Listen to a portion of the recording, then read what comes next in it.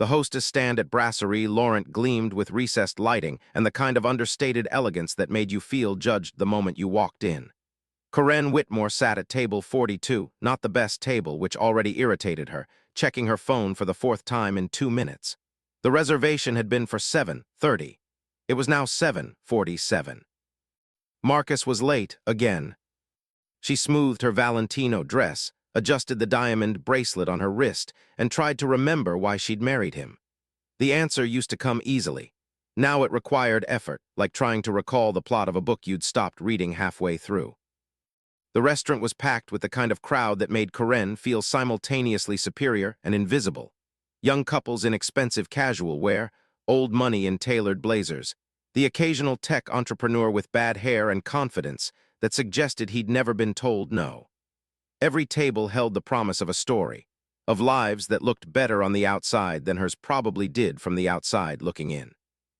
She'd spent 3 hours getting ready for this dinner. 3 hours. Her nail technician had come to the house. The Botox was perfectly fresh, 48 hours old just past the swelling stage. Her highlights had been touched up last Tuesday. She looked flawless. She looked like success. She looked like the kind of woman men competed for, not the kind who sat alone at tables waiting for her husband to arrive late from the office. Again, a server approached with water and a practiced smile. "Can I start you with something to drink?" "I'm waiting for my husband," Corinne said, not quite rudely but close. Close enough that the server's smile tightened at the edges. "Of course, I'll be right back." Corinne watched him disappear into the kitchen. She knew how this worked. The hierarchy of restaurants, the way servers treated you differently depending on whether you came alone or with a man, whether you looked like you had money or actually had money. She'd worked in restaurants in her 20s. She knew every trick, every insecurity the service industry preyed on. That's how she'd met Marcus, actually. He'd come in as a regular, rich enough to order wine that cost more than she made in a week, confident enough to tip absurdly. She'd seen herself reflected in his eyes as something better, something she could become. That was 15 years ago. The irony wasn't lost on her that she'd escaped the restaurant industry only to spend her life in restaurants, eating at tables like a guest at her own life, waiting for someone to tell her what to do next. Her phone buzzed, a text from Marcus. "Running 20 mins late, traffic on 101, order me a scotch." She didn't respond. She ordered herself a martini instead, vodka not gin up with 2 blue cheese stuffed olives, and pulled up her Instagram. Her last post was from a week ago, a photo of her and Marcus at the symphony, both of them radiant, his arm around her waist. The caption read, "Life is better when you're surrounded by beauty." It had 847 likes. She scrolled through the comments, each one a small hit of dopamine. "Goals, you two are perfection, queen." Nobody commented to ask if she was happy. When the martini arrived, she drank half of it in 2 sips. The cold vodka burned a clean line down her throat, and for a moment the buzz of the restaurant faded into background noise. The couple at the next table was having an argument in whispers. The woman's eyes were red-rimmed. The man stared at his plate like it had personally disappointed him. Corinne looked away. By 8:15, Marcus walked in. He looked harried, tie loosened, hair slightly out of place, the kind of controlled chaos that suggested the day had gotten away from him. When he saw her, his face went through a calculation. She watched it happen. Recognition, guilt, a practiced smile of apology. "Sorry, baby," he said, leaning down to kiss her cheek. He smelled like his office, leather, expensive cologne, and something underneath that she'd stopped recognizing as him years ago. "Absolute nightmare at work. Henderson threw a fit about the Carmichael account. You know how he gets." She did know. Henderson got difficult. Work got demanding. Clients became impossible. The world kept happening to Marcus, and she kept waiting for him at restaurants with martinis that never quite took the edge off. "You look incredible," he said, genuinely meaning it, which made it worse somehow. If he'd said it carelessly, she could be angry at his inattention. But he looked at her with real appreciation, which meant she'd successfully done her job, looked like the kind of wife worth being married to. "Thank you," she said, and they opened their menus. The waiter returned, a different one now, younger, with the kind of hungry eyes that suggested he was still learning the hierarchy. Marcus ordered the Chateaubriand medium rare with the Béarnaise on the side. Corinne ordered the Branzino, but then changed her mind, then ordered the Branzino again. The waiter waited patiently. She hated him for his patience. "How was your day?" Marcus asked, the ritual question, the one he asked without really wanting an answer. Fine, Karen said. I had lunch with Michelle. She's thinking about getting a new kitchen. That's nice, Marcus said, already looking at the wine list. They'd known the Hendersons for 8 years. Michelle Henderson was the kind of woman who'd never worked a day in her life and would never understand what that meant. Her father had given her money. Her husband had given her more. She wandered through life commenting on other people's decor and discussing her Pilates instructor like he was a spiritual guide. Karen hated her and also envied her and also wanted very much to be her friend. The one with the granite, Marcus continued, still not really listening. Marble, Karen corrected. She wants marble, white marble with black veining. Marcus nodded like this was very important information, and then ordered a 2015 Chateau Lafite Rothschild, which was $385 a bottle, and which she watched him drink without really tasting, the way he did everything now. They ate in the kind of comfortable silence that married couples develop, not the comfortable silence of contentment, but the comfortable silence of people who have run out of things to say and have made peace with it. Around them, the restaurant hummed with the energy of people who were still discovering each other, or discovering they didn't want to. A woman at a corner table laughed, the kind of laugh that comes from real joy, and Karen watched Marcus not notice, watched him cut his meat into precise pieces and chew and swallow and exist in the space next to her without actually being present. This is what her life looked like.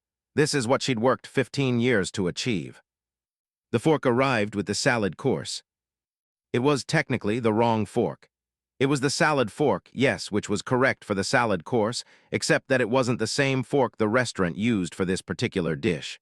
There was a specific salad fork, slightly larger with a particular weight, designed for the specific type of salad they were serving.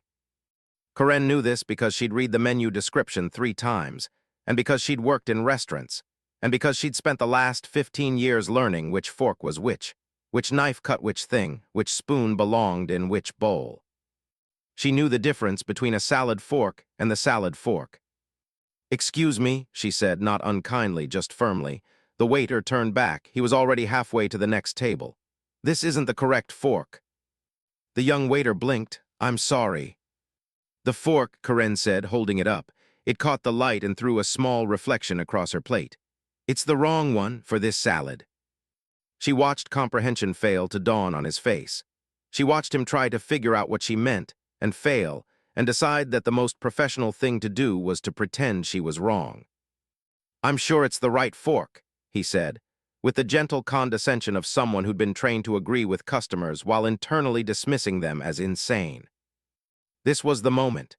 This was the instant when a normal person would smile and let it go, would decide that the fork was fine, that nothing mattered, that the salad tasted the same regardless of the instrument used to lift it to her mouth. This was the moment when she could choose to be the kind of woman who didn't care about the small things. But Karen was starting to understand, in a way she couldn't quite articulate, that she cared very much about the small things. She cared about them because they were the only things she controlled anymore.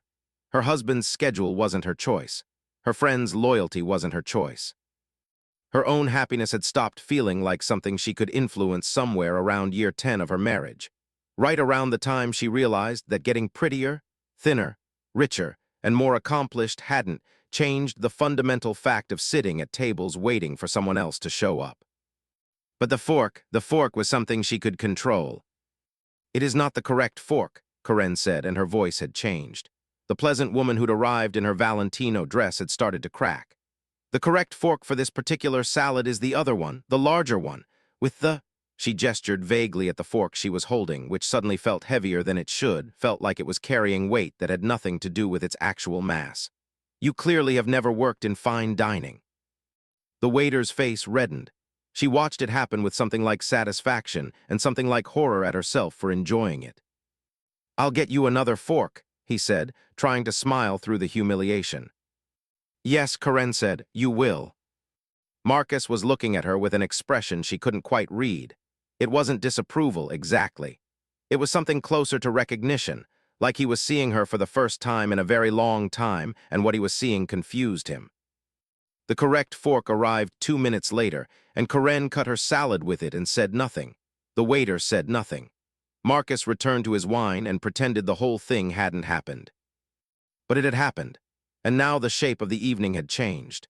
Now there was a crack in the carefully maintained surface of their life, and through that crack, Karen could feel cold air moving, could feel something underneath breaking slowly open. The beat dropped. As she lifted the salad fork to her mouth, the young waiter, humiliated, angry, defensive, let his eye contact linger a moment too long. And Karen understood in that instant that she'd made an enemy, that she'd drawn a line, that the world had taken notice of her, finally, even if it was only because she'd been cruel. And she found that she didn't regret it, not yet, not completely. The incident with the fork should have been the end of it. That's how these things worked in Karen's experience. A moment of discord, quickly smoothed over, filed away in the category of things we don't talk about. But when they left the restaurant at 9:47 p.m., when Marcus held the door for her, and she stepped out into the San Francisco fog that rolled down from the hills like something sentient, she could feel that something had shifted. In the car on the drive home, Marcus was quiet. Not the comfortable quiet of before, but the loaded quiet of a man who was organizing his thoughts, deciding what to say and what to keep to himself. Karen watched the city lights blur past the window and waited. "That was weird," he finally said, turning onto their street. "What was that about, the fork thing?" "He brought the wrong fork," Karen said. She was looking at her reflection in the window, watching herself become a ghost as they drove through darker neighborhoods. "You don't normally care about things like that." This was both true and not true. She cared about things constantly. She cared about whether her Pilates instructor thought she was getting too thin. She cared about whether the decorator was judging her for wanting to keep the original molding in the bedroom. She cared desperately about what everyone thought about everything, but she didn't normally let anyone see her care. "Maybe I'm tired of not caring," she said. Marcus pulled into their driveway, a 1920s Spanish colonial that they'd bought 5 years ago when his bonus had been particularly generous. The house was beautiful in the way of expensive things that have been professionally decorated. Every room looked like a hotel that had been styled by someone who'd never lived anywhere. Every surface was perfect. Nothing was real. Inside, Karen poured herself a glass of wine. A different wine than the one at the restaurant. A Pinot Grigio, because she'd drunk enough Chat au Lafite to last her through the evening. Marcus loosened his tie fully and collapsed onto the sofa, and she watched him disappear into his phone, into the emails that had probably accumulated during dinner, into the life that existed between the margins of their marriage. "I've been thinking," she said, standing in the archway between the kitchen and the living room, holding her wine glass like it was an anchor. "About a lot of things." "Like what?" Marcus asked, not looking up. "Like what I'm doing with my life." This finally got his attention. He looked at her the way you might look at a piece of furniture that had suddenly announced it wanted to rearrange itself.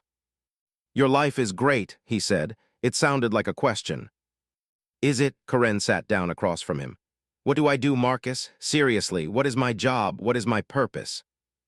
You manage the house, you plan events, you volunteer for the foundation." "So I'm decorative," Karen said. The wine was already making her bold. She'd drunk so little actual food tonight, she'd been too anxious about the calories to eat much of anything. The alcohol was hitting her like a revelation. "I'm a well-maintained object that looks good at dinner parties." "That's not fair," Marcus said, and now he was defensive. "You know that's not." "What would happen if I stopped?" Karen interrupted. "If I stopped getting Botox, if I stopped going to Pilates, if I stopped caring about which fork the waiter brings, what would happen to us?" "Nothing would happen," Marcus said, but his voice had changed. It had become the voice he used in conference calls, the one that suggested she was being unreasonable about something that didn't matter. "We'd be fine." "Would we?" Karen drank more wine. "Or would you just trade me for someone younger, someone who didn't ask questions?" "Jesus, Karen." Marcus set down his phone. This meant she'd genuinely upset him, which also meant she'd successfully gotten his attention. "Where is this coming from?" She couldn't answer him honestly because the answer was from everywhere at once. From 15 years of accumulation. From the moment the waiter had looked at her like. She was insane for caring about something small. From the way she'd seen herself reflected in his eyes and recognized that his judgment mattered more than her own. "I'm just tired," she said instead. "I'm tired of a lot of things." Marcus came around and sat next to her. He put his arm around her, and she felt the gesture the way you feel an obligation, something that needed to happen, something that was supposed to make her feel better. It didn't. "Let's talk about this tomorrow," he said. When you're not, when you've had some sleep, you're just stressed. But she wasn't stressed. She was awake for the first time in years. The next morning, Corinne didn't go to Pilates. This was significant. Pilates was the structure of her life, something to do, somewhere to be, a small achievement that could be counted and celebrated. She'd been going 3 times a week for 6 years. Her instructor, David, knew her by name. Her classmates had become what passed for friendships, women she saw regularly and never actually spoke to. Instead, she stayed home. She made coffee. She sat in the kitchen where the afternoon light came through the skylights in perfect squares, and she tried to read a book that Michelle Henderson had recommended, a novel about a woman who leaves her husband and finds herself. She got 30 pages in before she realized she was reading it like an instruction manual rather than a story. At 10:47 a.m., her phone rang. It was Michelle. "Hey," Michelle said, her voice carrying the particular brightness of someone who'd probably already been to a yoga class and a juice cleanse. "We're doing a thing on Friday, just casual. You and Marcus should come. Some people are coming over at 7. "Can I let you know?" Corinne asked. "Of course, babe. Actually, are you okay? You sound weird." "I'm fine," Corinne said, which was becoming her default answer to every question, and which had started to feel less like a statement of fact and more like a diagnosis. After they hung up, Corinne looked at herself in the mirror. She'd aged in the night, or maybe she'd been aging all along and just hadn't noticed. There were lines around her eyes that the Botox had been successfully hiding. There was a softness under her chin that hadn't been there the last time she'd looked closely. Her hair, freshly highlighted just last Tuesday, was starting to show roots, a shadow of darkness beneath the carefully maintained blonde. She looked like herself. She looked like what happened when you stopped maintaining a facade, and it was terrifying. Marcus came home at 6:47 p.m. to find her in the kitchen, cooking. This in itself was unusual enough to register as a problem. Corinne had stopped cooking in earnest about 8 years ago, right around the time they'd hired a meal prep service. She stood at the stove with a cookbook open and sweat gathering at her temples, attempting to make pasta from scratch. "What's happening?" Marcus asked, setting down his briefcase. "Dinner," Corinne said. The pasta was sticking together. She couldn't figure out how to fix it. "I thought we could eat at home tonight." He kissed her neck, and she felt the reflex of pleasure and the deeper truth that his touch had stopped meaning anything a long time ago. They were people who had become compatible with each other, which was different from being compatible, which was different from being in love. "It smells great," he said, and she knew he was lying. It smelled like burning garlic and desperation. They ate the pasta, which was overcooked and underseasoned, and Marcus talked about work, and Corinne listened, and they performed the ritual of a marriage with the energy of people who'd already accepted that they were performing rather than living. Around 11, she found him in bed, already half asleep. "I don't think I'm happy," she said to the darkness. Marcus stirred. "I don't think I've been happy for a long time. And I don't know if that's your fault or mine, or just something that happened while we were both looking away." He didn't respond, and she couldn't tell if he was genuinely asleep or just choosing not to engage. Probably both.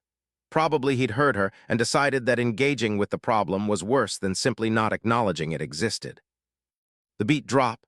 As she lay there in the dark next to the man she'd married 15 years ago, Corinne felt something break open inside her. Not dramatically, not with a sound, but with the slow certainty of a foundation cracking under pressure. She'd spent so long managing her image, controlling the narrative of her life, making sure everything looked perfect from the outside. And in doing so, she'd forgot to check whether anything was actually working on the inside. The fork had been the beginning, but it had been a beginning towards something she couldn't stop now, even if she wanted to. By Thursday, Corinne had become a different person.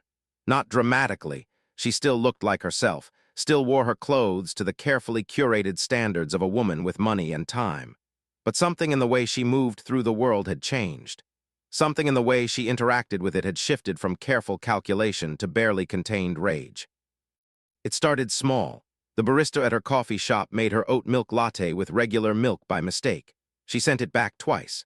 When it came back the third time, still wrong, she told the young woman behind the counter that she was incompetent and suggested she'd be happier working somewhere that didn't require actual skill. The barista's face went white. Corinne saw the hurt register in real time and felt nothing. The UPS driver delivered a package to the wrong house. Instead of simply walking it over to the correct address, she called him and left a message on his phone about the importance of actually reading address labels. She knew where he lived. She knew he probably worked 12-hour shifts. She didn't care. Her hairdresser had suggested bangs. Corinne had said no, and now, looking in the mirror, she was convinced that the stylist had cut them anyway, had cut them in minute increments that suggested it was all in Corinne's head. She called and demanded a free color correction and implied, without quite saying it, that she was considering leaving a bad review on Yelp. "You've always been a perfectionist," Marcus said on Thursday night, watching her reorganize the spice rack for the second time that week. "Is something else going on?" "Like what?" Corinne asked, not looking at him. "I don't know, you seem angry." "Maybe I am angry," she said. "Maybe I'm angry that I've spent 15 years being perfect for you, and you're still going to leave me eventually for someone younger. And there's nothing I can do about it because the entire foundation of my life is built on you deciding to stay." "That's not going to happen," Marcus said. But he said it the way you might comfort someone who's afraid of flying, with the understanding that comfort and truth are different things. "How do you know?" She turned to face him, and she could see something shift in his expression, could see him recognizing that this version of her was new and frightening and not something he knew how to manage. "What happens to women like me when men like you get bored? Where do we go? What do we become?" "Corinne." "Don't," she said. "Don't just try to make this go away with patience and reassurance. I'm asking you a real question." Marcus opened his mouth, closed it, went back to his laptop without answering. Friday arrived with the kind of perfect San Francisco weather that felt like mockery, clear skies, temperature in the low 70s, the kind of day that made you believe that everything could be good if you just tried hard enough. Corinne put on a Gucci dress and shoes she'd bought last month and hadn't worn yet, and she tried to maintain the appearance of a woman who was ready to see her friends. The Hendersons' house was 3 blocks away, a Victorian that had been restored with the kind of expensive obsession that suggested someone had more money than taste. Michelle greeted them at the door with a Bellini in hand, and that particular brightness that came from people who'd never had to wonder if they were enough. "You made it," Michelle said, pulling Corinne into a hug that involved actual contact, which meant she was either genuinely happy or genuinely trying to perform genuine happiness. Corinne suspected the latter, and for a moment felt a kinship with her, 2 women performing contentment at each other like it was a language they'd both learned from a phrasebook. "Of course," Corinne said. "Thanks for having us." House was full of people, the kind of people who had things and had done things and had become the kind of people who were invited to other people's houses. There was a woman who'd written a book. There was a couple who'd recently returned from Bali. There was a man who worked for a tech company that Corinne didn't understand and probably nobody else did either. There was wine and carefully curated appetizers and the kind of conversation that sounded important while conveying no actual information. Corinne had spent hundreds of evenings exactly like this. She knew the rhythm. She knew when to laugh, when to look impressed, when to ask follow-up questions that would make people feel heard. She was good at being a guest at her own life. For about an hour, she managed it. She stood in the living room and listened to the bookwriter talk about her research process. She made appropriate noises. She smiled in the right places, and then Michelle brought out the appetizers, and something inside her simply stopped. The food was arranged on a white ceramic platter with the kind of precision that suggested it had been professionally catered. Prosciutto, thinly sliced. Mozzarella arranged with fresh basil and a drizzle of balsamic. Fig jam in a small white bowl. Everything was beautiful. Everything was sterile. Everything was designed to be looked at more than eaten, to be appreciated as an aesthetic choice rather than actual sustenance. Corinne picked up a small fork from the table, then another one. They were the wrong size appetizer forks when proper small forks were required. "Michelle," she said, loudly enough that the room quieted, "these are the wrong forks." Michelle turned, her smile momentarily faltering. "What?" "The forks," Corinne held them up. "For the charcuterie, they're appetizer forks. You should have used smaller forks. These are designed for a different course. They're too large for the prosciutto."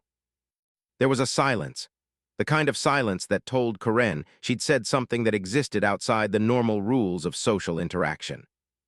"I think they're fine," Michelle said, trying to smile, trying to keep the conversation light in the way that people do when they're afraid someone is going to ruin a party they've planned. "But they're not," Corinne said, and she could hear her voice getting louder, could feel something in her chest rising like a tide. They're objectively not the correct forks. You have a dining room full of antique furniture and $1,000 light fixtures, and you can't be bothered to understand the basic rules of table service. Karen, Marcus had appeared beside her, his hand on her elbow, a warning. It's not even that hard, Karen continued, pulling her arm away from him. You just have to care enough to learn. You have to care enough to get it right instead of just assuming that close enough is good enough. But that's the problem with people like you, isn't it?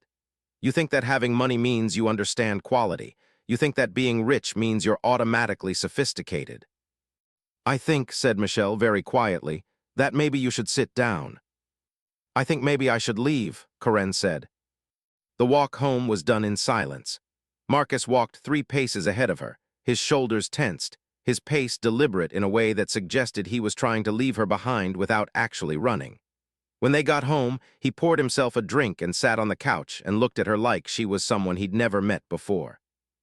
What is happening to you? He asked, not angrily, confused, genuinely perplexed. I'm having a nervous breakdown, Karen said. It came out as a simple statement of fact. Or I'm becoming honest, I'm not sure which. Those aren't the same thing. Aren't they? She sat down across from him. Maybe everyone who's honest about how they actually feel just looks like they're having a breakdown. Maybe the only people who seem stable are the ones who have successfully learned to lie to themselves. Marcus set down his drink. I think you should call Dr. Patterson. Dr. Patterson was her therapist, a woman she saw once a month primarily so she could tell Marcus that she was working on herself. She'd never been actually honest with Dr. Patterson, had never said anything that wasn't carefully curated to appear vulnerable but ultimately positive. I'm not depressed, Karen said. I'm not anxious, I'm furious. I'm furious at you, and I'm furious at myself, and I'm furious at the fact that I have spent the entire adult life managing other people's comfort instead of actually living. Then what do you want? Marcus asked. His voice had become very small, very careful. What's going to make this better? Karen realized in that moment that she didn't know, that she'd spent so much time managing other people's expectations that she'd never learned to identify her own, that she was furious at a man who was probably doing his best, which was the worst thing, because the best he could do and the best she needed were 2 different things, and neither of them could change that. The beat dropped. The next morning, Karen woke to find Marcus in the kitchen making coffee. He'd set out a cup for her. He'd made the bed. He'd gathered the clothes she'd left on the floor and put them in the hamper. He was trying.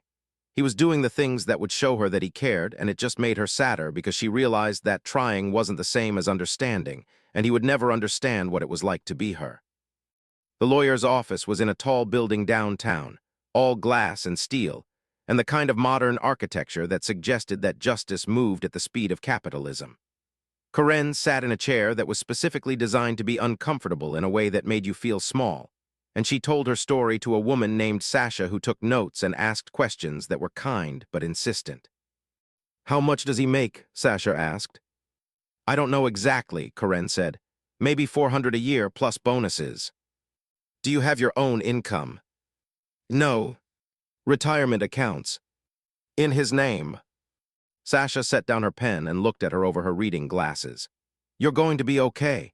California is a community property state. You've been married 15 years. You're entitled to half of everything earned during the marriage, spousal support, and potentially attorney's fees. But I need to ask you some difficult questions.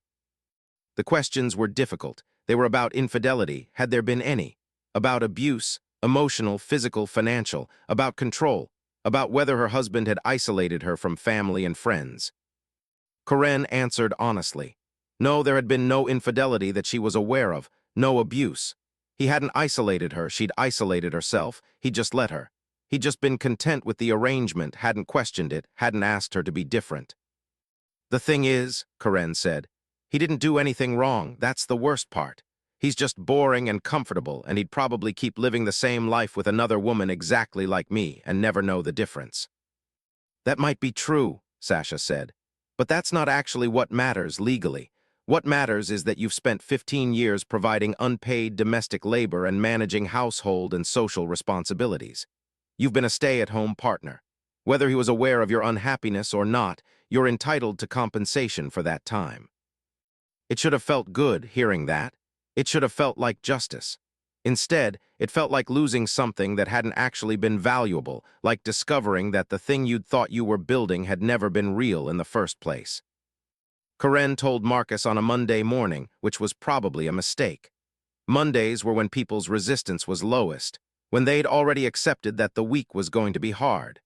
He was drinking coffee, reading the news on his iPad, existing in the kind of quiet contentment that made her want to reach across the table and shake him. "I want a divorce," she said. The iPad came down very slowly. "What?" "I want a divorce. I've hired a lawyer. The paperwork will be ready by the end of the week." She watched the confusion travel across his face.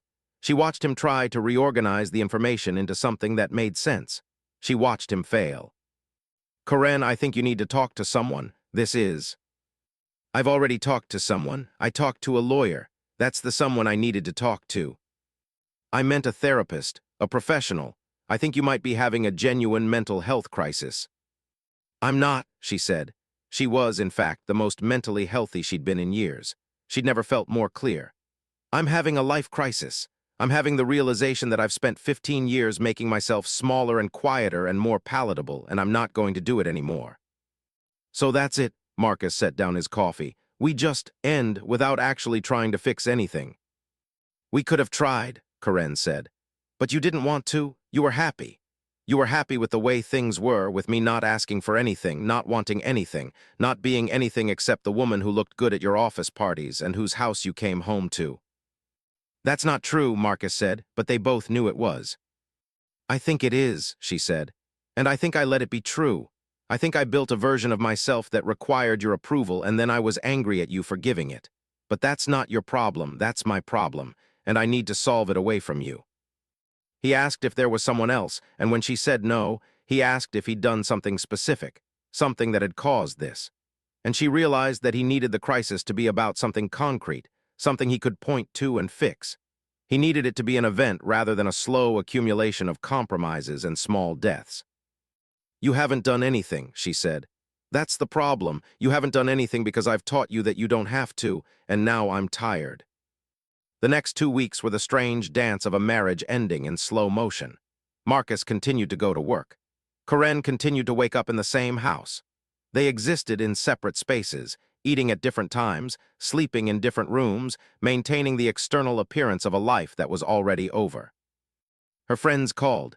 Michelle had heard something. Gossip travels fast in their social circle, particularly when the story involves a woman who screamed about forks at a dinner party. The calls came with the texture of concern that was really curiosity, with offers of lunch that were really requests for information. Karen didn't take the calls. Instead, she started noticing things she'd missed. The way the light changed through the skylights at different times of day. The books on their shelves that neither of them had ever read. The art on their walls that had been selected by a decorator in 2015 and never questioned since. She started moving things around. Just small things, a plant from the corner to the windowsill, a painting from the living room to the hallway. Nothing dramatic, just small reclamations of her right to make decisions about the space she inhabited. Marcus noticed. He didn't comment, but she could see him registering the changes, could see him trying to figure out what they meant. On the last Friday before the papers were signed, Karen went to a restaurant alone. She sat at the bar, not a table, and ordered a martini and a piece of fish, and she watched the other people eating. She watched couples and friends and people alone like her. She watched how some people looked comfortable in their solitude, and some people looked like they were actively trying not to think about how alone they were. A young woman next to her was waiting for a date. Karen could tell by the way she kept checking her phone, the way she kept repositioning herself on the bar stool, the way she kept trying different expressions in the mirror behind the bar. Karen wanted to tell her, it won't matter. It won't matter how pretty you are or how perfectly you time your laugh or how carefully you manage his comfort. Eventually, he'll either stay and disappoint you slowly or he'll leave and disappoint you quickly. Either way, you'll spend years becoming smaller. But the woman was young and hopeful, and Karen didn't want to ruin that. She knew what it was like to have hope. She was trying to get it back. The beat dropped. As Karen signed the divorce papers in Sasha's office 3 days later, she felt something that wasn't quite relief and wasn't quite loss. It was the feeling of a door closing. Behind it was the life she'd built. In front of it was the life she was going to have to construct alone from the ground up. Marcus had signed without argument. The settlement had been generous, more generous than she'd expected, actually. He'd agreed to spousal support. He'd agreed to split the house sale. He seemed, she realized, almost relieved. She wondered if this was what it looked like when two people agreed to separate not because of a dramatic event, but because they'd finally admitted that they'd never actually been together in the first place. 6 months later, Karen was living in an apartment in the Mission District, the kind of place that young people lived, full of exposed brick and high ceilings and the kind of ambient chaos that suggested real life happening. She'd taken a job at a restaurant, not as a server, but as a manager, overseeing the front of house, training staff, ensuring that the experience was flawless from the moment a guest walked in until the moment they left. She was good at it. She was good at it because she understood now what she'd learned intellectually in her 20s and had spent the last 15 years forgetting. That service was about making people feel valued. It wasn't about the fork. It was never about the fork. The fork had just been the thing she'd needed to notice about herself. Her apartment had very little in it. She'd taken only things that were genuinely hers, her mother's chair, a bookshelf that she was slowly filling with things she actually wanted to read, the kind of furniture that came from second-hand stores and thrift shops and had stories that weren't about money but about finding. The walls were mostly empty. She was still deciding what to put on them. Marcus had called once, a month after the divorce was finalized, to ask if she was okay. She told him the truth. She didn't know yet. She was still figuring it out.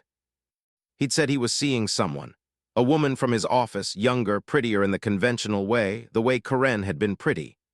Karen had felt a flash of something, not quite anger, not quite sadness, but the echo of both, and then it had faded. She had lunch with her mother, who had opinions about the divorce but was smart enough to mostly keep them to herself. Her mother had been a housewife too, and had also eventually become furious about it, but had stayed anyway, out of habit and fear, and the particular exhaustion of women who have given up on wanting things. "I'm proud of you," her mother said, and Karen realized it was the first time in her life that she'd heard those specific words from her. The first time her mother had valued her for something other than how well she performed the role she was supposed to be in. The restaurant where Karen worked was called Meridian, and it was fine dining but not pretentious, expensive but not aggressively so. The owner, a woman named Carmen who was in her 50s and who had built the business entirely by herself, had hired Karen without much of a resume. "Tell me about why you want this job," Carmen had said in the interview. Karen had considered lying.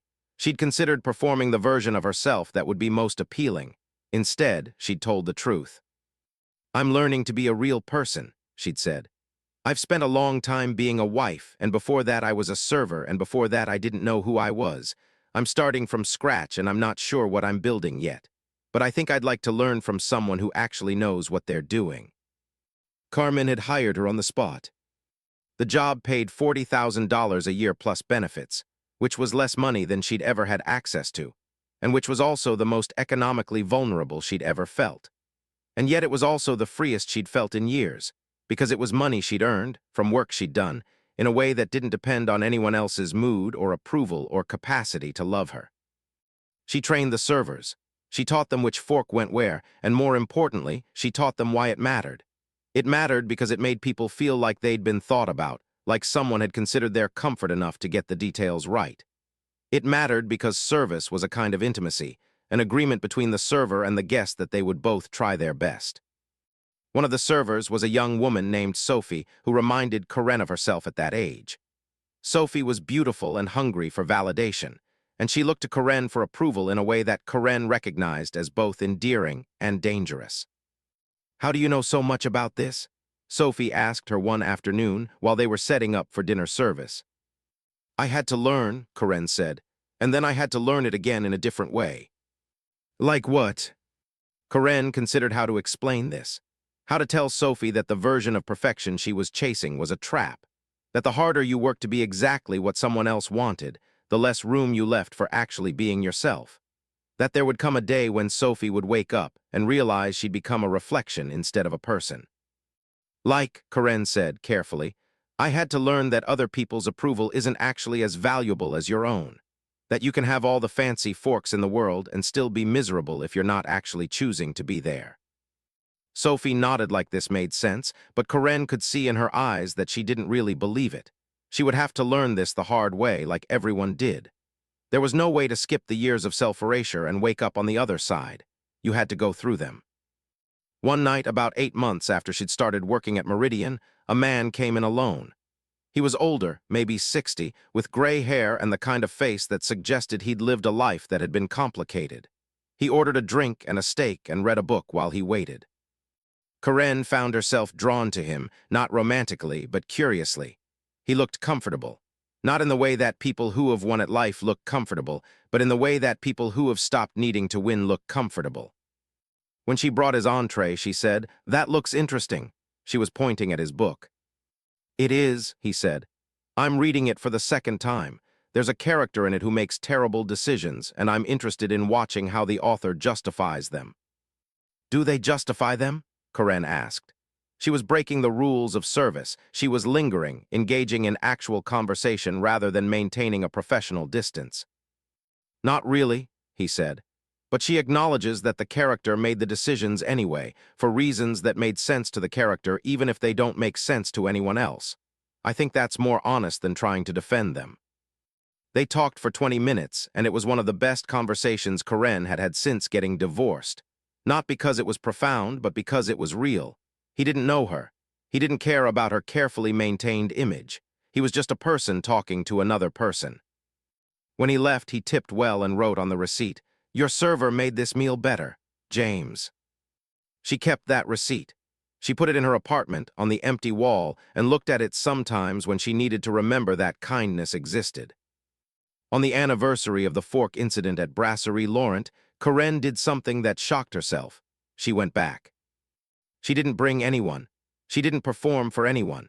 She just sat at the bar and ordered a drink and looked at the restaurant with the eyes of someone who'd worked in this industry, someone who understood the machinery behind the surface.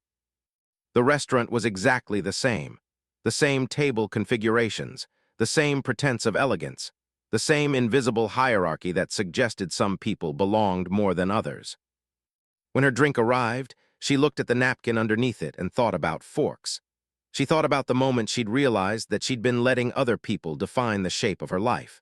She thought about the restaurant server who'd been humiliated, about the way she'd watched her own rage projected onto someone who was just trying to do their job. She'd never apologized to him. She'd never gone back to that restaurant and asked where he was working now and tried to make it right. That would have been the honest thing to do. Maybe she would do that. Maybe that would be another part of becoming a real person, learning that you couldn't just erase the damage you'd caused by moving on to a different version of yourself. The beat dropped. As Karen finished her drink, she noticed a young couple at a nearby table. The woman was beautiful in the way that Karen had been beautiful, perfectly maintained, carefully controlled, a work of art rather than a person. The man was eating and not really looking at her. Karen watched the moment when the woman realized he wasn't looking, watched the calculation happen in her eyes as she tried to figure out what she'd done wrong, what more she could do to deserve his attention. And Karen felt something that wasn't quite pity and wasn't quite judgment. It was recognition. It was the knowledge that the woman was going to have to figure this out herself. That nobody could teach her what she needed to learn. That the fork, or the equivalent of the fork in her life, was already waiting for her, the moment when she'd have to choose between maintaining the appearance and building the reality. Karen left a generous tip and walked out into the San Francisco night, which was fog and city lights, and the kind of darkness that was full of possibility. 2 years later, Karen was the manager of Meridian's second location, overseeing the opening of a new restaurant in a neighborhood that was still deciding what it wanted to be. She'd been promoted. She'd gotten a raise. She'd earned the kind of financial independence that wasn't quite wealth but was something better, autonomy. She'd also spent those 2 years learning to be alone in a way that didn't feel like loneliness. She'd made friends who weren't arranged by social hierarchy. She'd gone on dates that didn't matter and one date that had mattered until she realized she'd fallen in love with the idea of not being alone rather than with the actual person. She'd moved into a real apartment, somewhere she'd chosen based on how the light came through the windows and how it felt when she walked in, not based on how it would look to other people. And she'd become, somewhere along the way, someone she actually respected. One day, while training a new server at the second location, a young woman came in with her mother. Corinne recognized her immediately. It was the young waiter from Brasserie Laurent, the one she'd humiliated about the fork. He was older now, probably in his late 20s, and he was with an older woman who had his eyes. Corinne's first instinct was to hide. Her second instinct was to run. Instead, she took a breath and walked over to their table. "Hi," she said. She was looking at the young man. "I think I owe you an apology. A few years ago at Brasserie Laurent, I was rude to you about a fork. I was having a difficult time and I took it out on you, and I've regretted it since." The young man stared at her for a moment, and then recognition flickered across his face. His mother looked confused. "Yeah," he said slowly. "Yeah, I remember that." "I'm sorry," Corinne said. She meant it completely. "That wasn't okay. I was having problems in my life and I wasn't dealing with them, and instead I made someone else's job harder. I'm sorry." The young man nodded. His mother jumped in with the kind of politeness that suggested she didn't quite understand what was happening, but wanted to move on from it. "Well, that's very kind of you to say," the mother said. "We'd love to order." As Corinne walked away, the young man called after her. "Hey, thank you for that. Most people don't go back and apologize." And Corinne realized that this was the moment. This was the consequence she'd been waiting for, not in the dramatic way of legal paperwork or public humiliation, but in the quiet way of recognition. The way that when you hurt someone, it ripples forward into their life, becomes part of their story. The way that you can't fix that exactly, but you can at least acknowledge it. You can at least not pretend it didn't happen. The fork had unraveled everything, but in unraveling, it had given her the chance to rebuild something real.